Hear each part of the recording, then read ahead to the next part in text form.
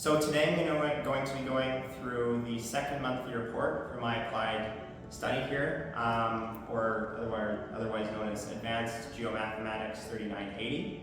And I guess let's dive right into it.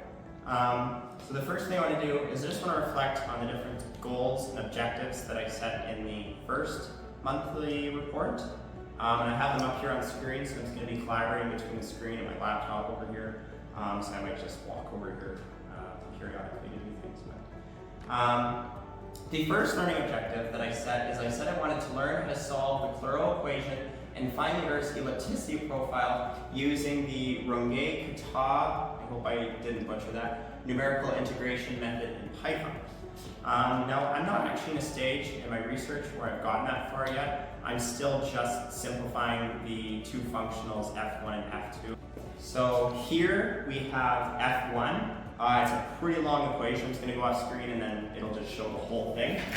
But it starts there, and it goes all the way down here, keeps going, and it ends right here, or otherwise known as equation 5.26. And then the second functional, f2, is given right here.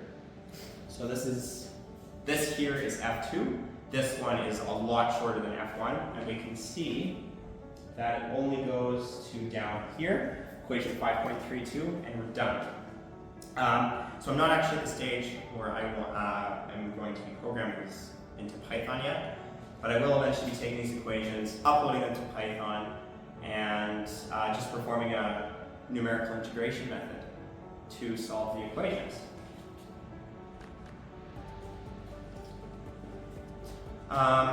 The second learning objective that I set is I wanted to learn different methods of separation of variables in multi-dimensional integration problems.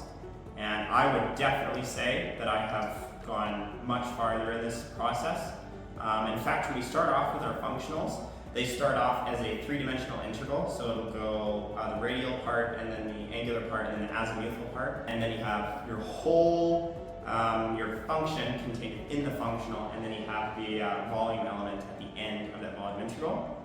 And one of the things that I get to do is I get to break that triple integral up into multiplicative individual single integrals. So I have 1, 2, 3 right next to each other. But then with Earth symmetry, it's actually symmetrical along the azimuthal angle, or in the angle phi. So that entire integral will just simplify to 2 pi. And that's why you actually saw those 2 pi's in the original functionals f1 and f2. The things that I start with is we have the radial integrals, but when we're actually solving the problem, we want to make sure that they're non-dimensionalized. And the reason that is because if we're doing these problems on Python or Fortran, whatever language of your choice, the numbers can get quite large. So like the radius of the Earth is 6,371 kilometers, which is a huge number. We can't even fathom how big that is. And it'd be much easier for a computer if we could just get rid of those numbers and just be left with just base units. I wanted to learn how to manage my time effectively between tasks. And I've been working as much as I can. I've been taking time on my own just to go skiing and to just relax. So I just decided to take time to do enough work, but not to overload my work, not to overload my classes, not to spend too much time on it. Just finding that right balance. But I feel like I've gotten much better at that, and I'm looking forward to continuing down that path to success. So now I want to dive into the skills that I've developed in the past few months. I'm actually going to extend this back to the beginning of my research. I don't know if I dived into this enough in the first monthly report, so I want to just go from the beginning to the end.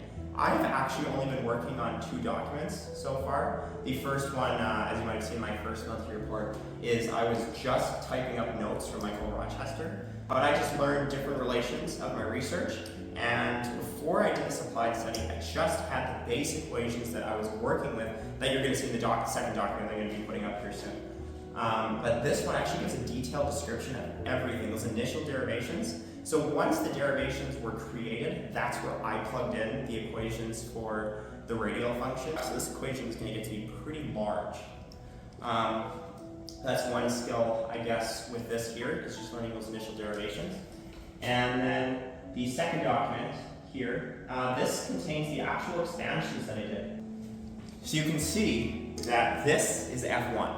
That long equation that you saw before that was just over 3 pages, like diving into 4, that is all it is, this F1 here. That's all it is. And it breaks up, breaks up, breaks up. But it's because we're taking the gradient of chi, which is a big function. You can actually see chi described right here, or this is a better representation in equation 4.9.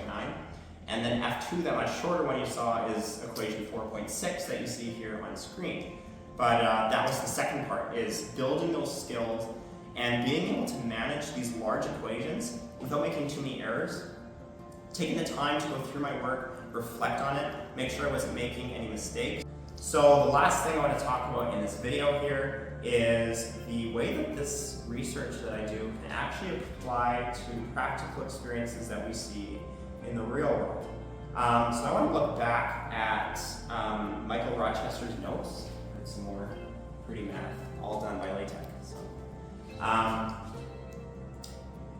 But one of the things that we're talking about a lot here is seismology, seismological data. And one of the questions is, where do we actually get these rotational modes from? How can we compare our theoretical model, I guess that should be in the other document, to the actual model? And the way that we do that is not just by genius and understanding what the modes are and just knowing them right off the bat, because if we knew what they were, then why would we even bother calculating them? No, the point is to connect the data that we can get from different seismological machines. So from, I guess you could say, things like earthquakes, volcanic eruptions, or just in our case, relative rotational modes of the Earth. And we want to compare those results with these results and see if the mathematical model and the experimental predictions match. They can kind of map how that's going to affect the world, just measuring that data and what it's going to do.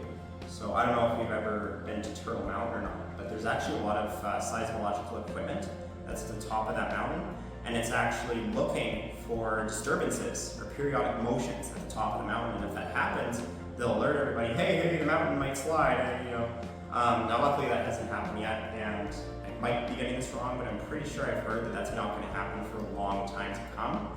But we still want to be prepared for a natural disaster like that. So whether you're mining for uranium, coal, or different precious metals, I don't know, like silver or whatever, underground, the way we can actually detect that material is by sending a signal through the ground, seismological signal, comes back up, can tell us the state of matter, and it can also tell us the elemental composition of the material that's underneath the surface. So if someone is digging for uranium, I don't know, to power a nuclear power plant or something, they say, okay, I can send this data, I want it to come back up, what's underneath the ground? So you can't just play the guess and check game, it'd be more appropriate to actually know what's underneath there, and seismological technologies can tell us that.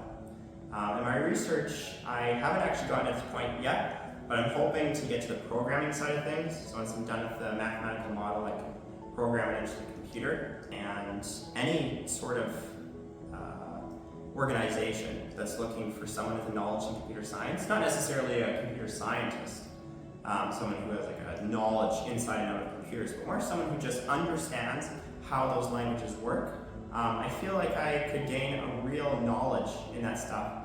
And even in my sort of unrelated, but my experimental physics course, I am learning how to use Python in that, doing different curve fitting algorithms when we collect data in the lab.